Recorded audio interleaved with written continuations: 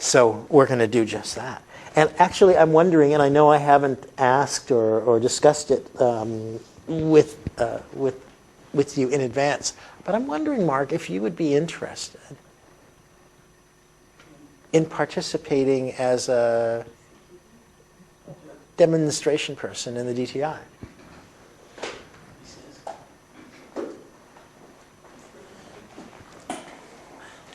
And part of the reason is that I really am sort of orienting towards, I think Milton would you be interested in?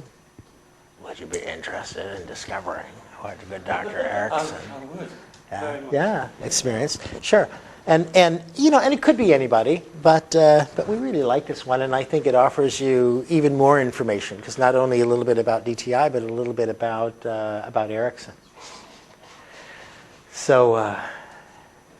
Yeah, he is already in a trance, isn't he? That's great. All right. Well, now you're actually going to get an opportunity also to see an induction that's a little more official, you know, a little more formal in order to start this out. Okay. So what I'm going to invite you to do to begin with. So you know a great deal about Erickson, yeah? I mean, yeah. I've seen him on YouTube a few times. I've read My Voice Will Go With You, and I think I read that. Phoenix. Okay. And so there. The Structure of Magic 1 and 2.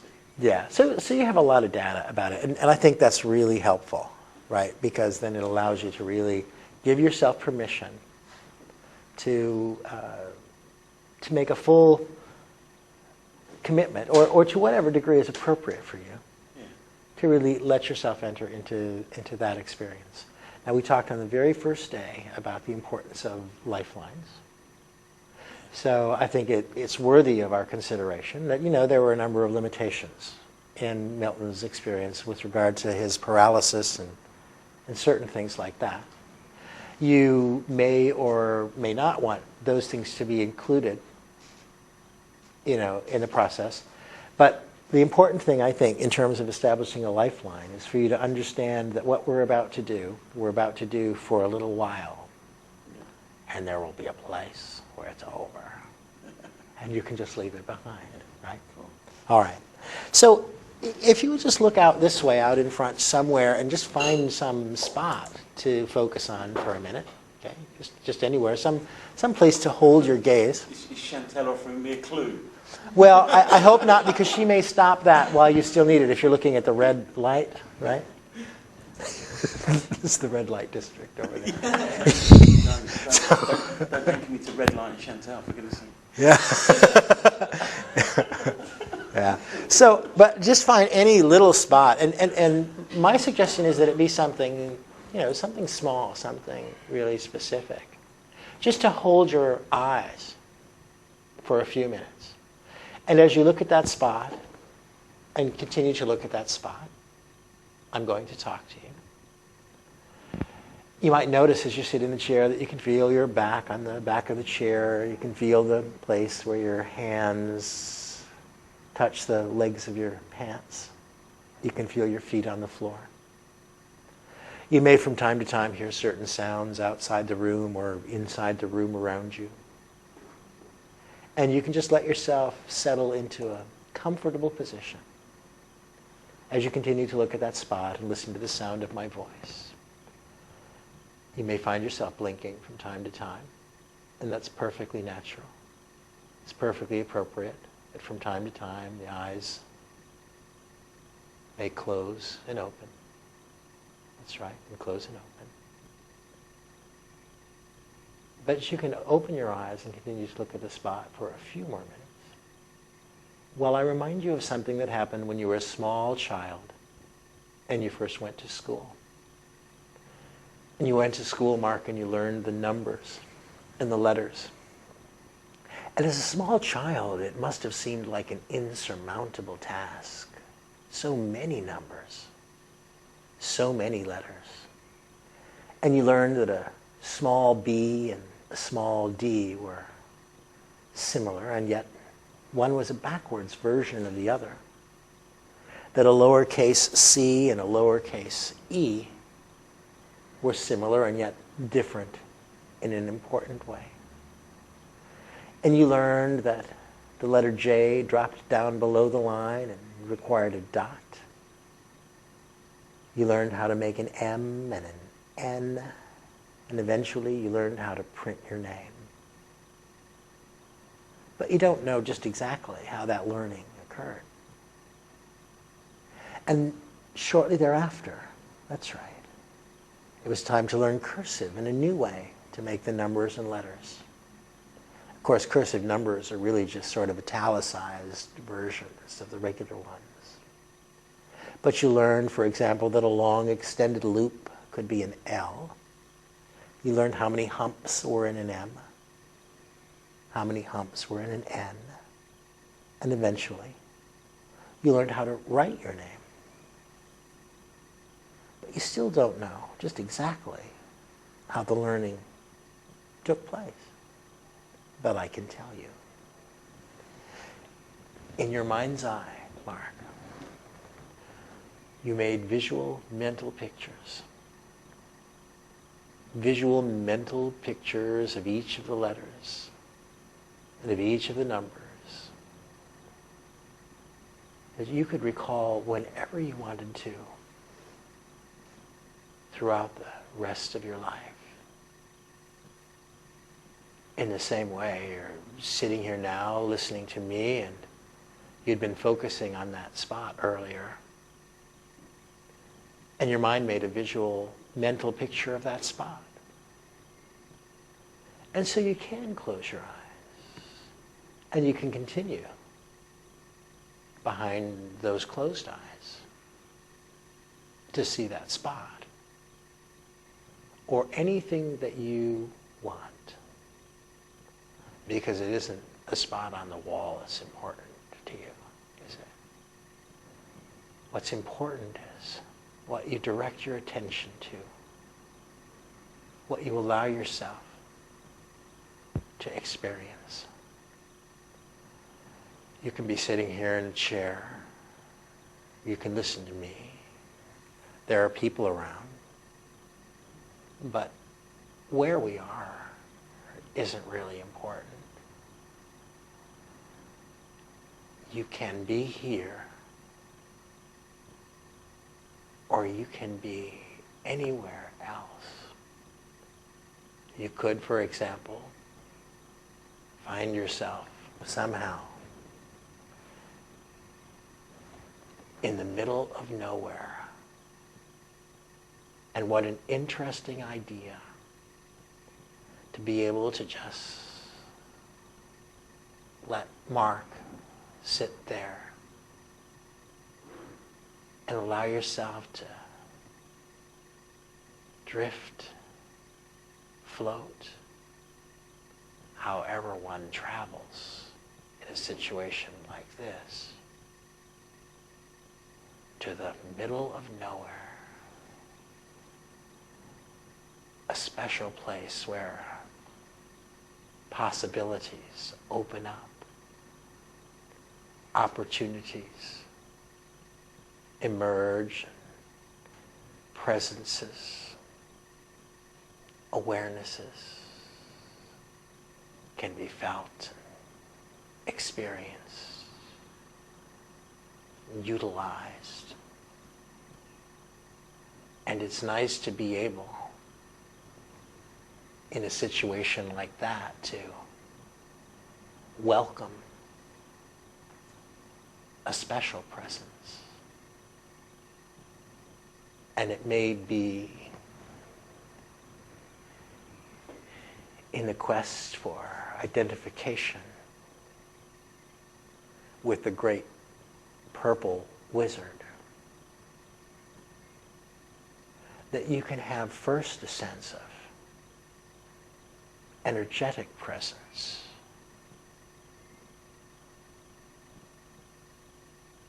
Before that, that's right, image becomes clear. And yet here, there, in that place,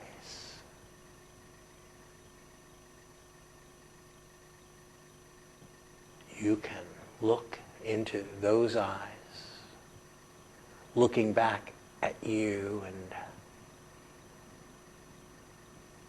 wonder just how it is that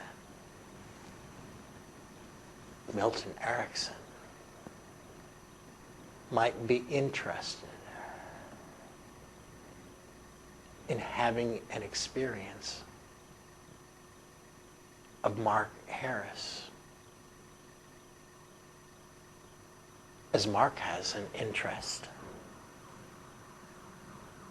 in having that experience over there of the man in the chair. Because the wheels of the chair go round and round.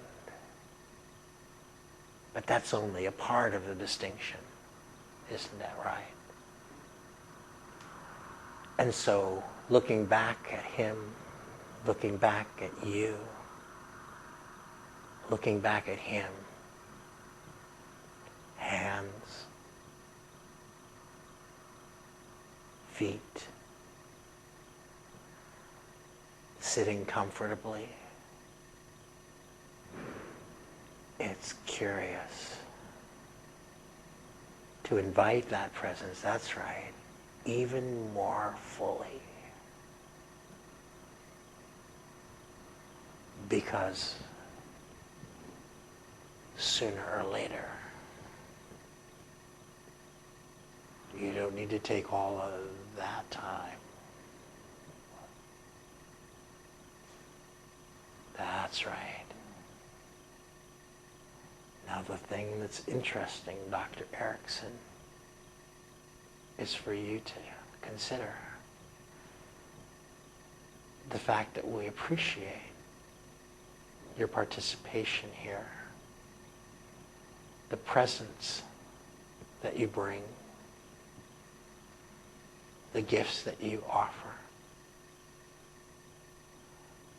And I'm curious just how it is that you might be intrigued by the presence of these master practitioners of neuro-linguistic programming. So that as you sit here, finding just enough comfort, you may want to open your eyes for a moment and have a look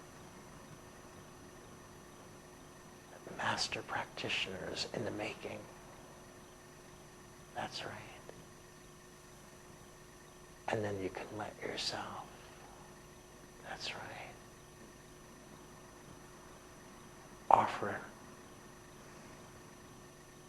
any words, gestures that you may have. That would be all right.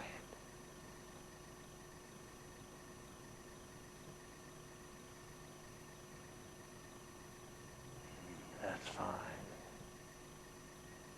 You may even find that if the speaking doesn't come easily, there's no need to struggle or strain.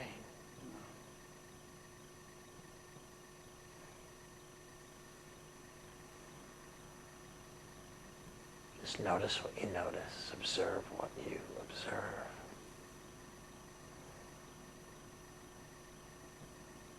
And then you can allow yourself to just relax in the chair there and rest a little more.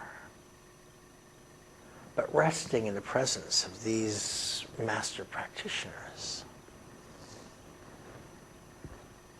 gives you the opportunity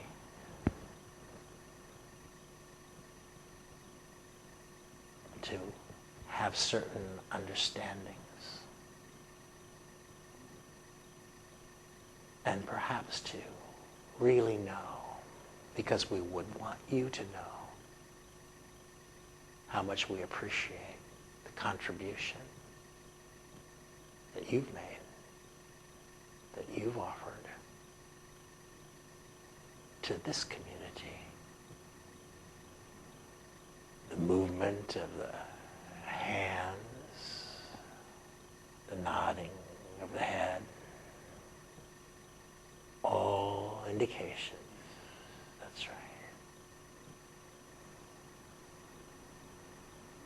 Of a degree of involvement.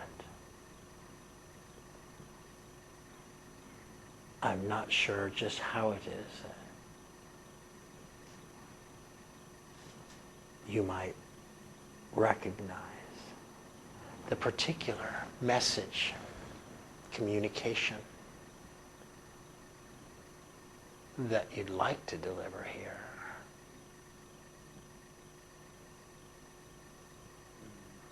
That's right. And if the words come, you can let them come. No. All right. Knowing what you know. Knowing. It's in knowing that you know and that you've known and have always known that which in knowing it enables you to know it even more. Even. That's right. That's right. And as you know, and knowing even more than that, Very good. So we want to thank you for that and to invite you to just relax. That's right. Because as you relax, Dr. Erickson, we can offer you again our appreciation. And our friend Mark, benefited by your presence, can receive a special blessing, a special healing, because he will know that you have visited him today. And there may be some message just for him.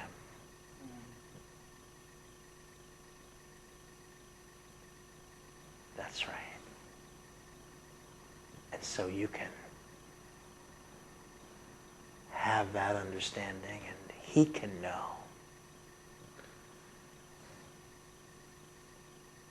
That's right. Now, good doctor. It's time to allow the wheels on the chair to roll off over there. That's right. And to allow Mark once again to find his way back, to notice the growing comfort in the body that can serve as an indication. And you, Dr. Erickson, as that transition occurs, can experience some of that relief that comes.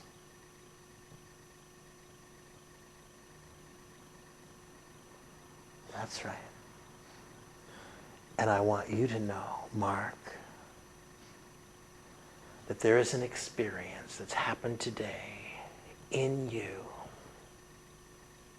and through you. And as you become aware of the impact of that experience, you can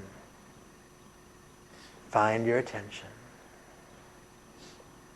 returning with a sense of blessing, with a sense of healing, with a sense of transmission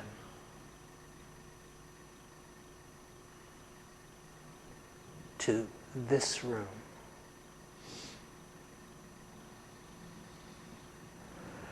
where your fellow students are gathered around with deep trance expressions, wondering, what in God's name are these people talking about out here?